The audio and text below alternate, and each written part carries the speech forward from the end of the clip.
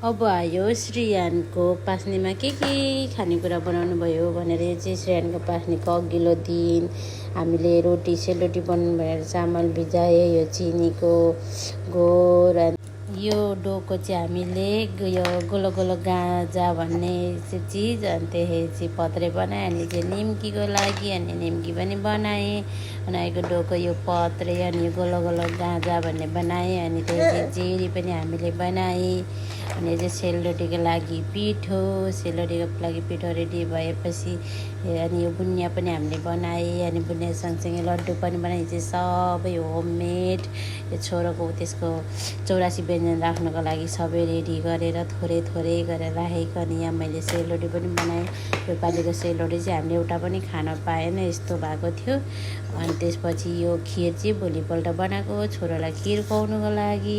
अनि यो चाहिँ पनिर मटर बनाएको लाठोमा के गर्नु, पनिर त सबै फ्रोजन भएकोले डोटो भएर यस्तो भयो।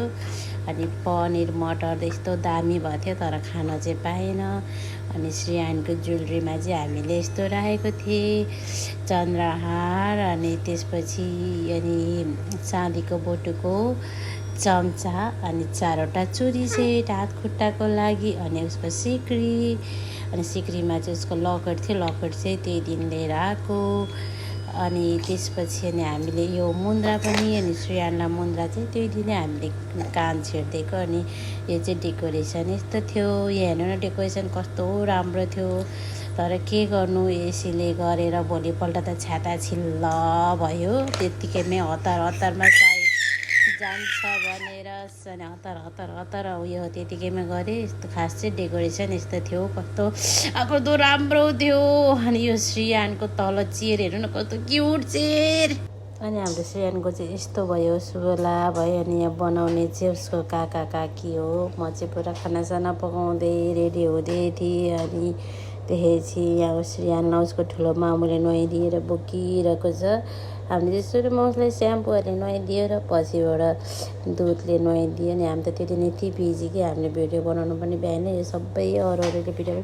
अनि श्रेयानलाई त नुहाइदिने भएको दुध र गुलाबको फुलले। ऊ त यति रुको होइन, नुहाउँदाखेरि त ऊ कहिल्यै रुँदैन। तर यहाँ सबैजनाले त्यो दिन गरेर ऊ रुको।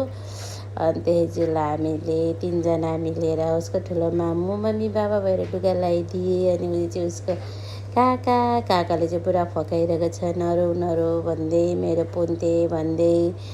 अनि त्यसपछि हामीले उसलाई ठ्याक्क लगाइदिइसकेर यहाँ गरेको। फेरि यहाँ माम खुवाउँदा पनि, चुरा लगाइदिँदा पनि, जे लगाइदिँदा पनि रुको गरेर सबैजनाले ल्या गरेर ऊ डराएर के गर्नु। र अनि यहाँ देख्नुभयो हाम्रो डेकोरेसन यस्तो भयो। राति कस्तो राम्रो थियो, बिहान त त्यो रिङ हल्का भएर झरेर यस्तो भयो। त्यही माथि यो बेलुन पनि झरेर तल आएर म पनि मोटो, मेरो बुढो पनि मोटो।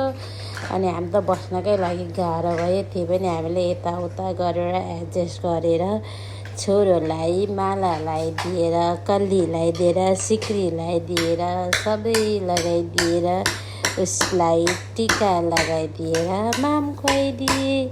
यसरी नै हाम्रो श्रेयानको पास्नी सक्यो। अनि डेकोरेसन चाहिँ यस्तो थियो। अनि श्रेयानको खोत्रेको चाहिँ त्यहाँ छेउमा छ। अनि कति राम्रो भएको थियो। थ्याङ्क यू सो मच भाइ। र तपाईँहरूलाई मेरो श्रेयानको पास्नी कस्तो लाग्यो भनिदिनु होला है त। Okay by. सबैले कमेन्ट गरिदिनु है त हाम्रो डेकोरेसन कस्तो भयो, श्रेयानको पास्नी कस्तो भयो, कोले रमाइलो गर्नुभयो, इन्जोय गर्नुभयो, सबैले भनिदिनु ल। अब चाहिँ राखेको, अब चाहिँ सक्यो। अरू भिडियोहरू आउँदैछ, को गेस्टहरू आयो, म सबैको भिडियो मेरो भोइस कभर गरेर बनाएर हाल्छु है त। बाई।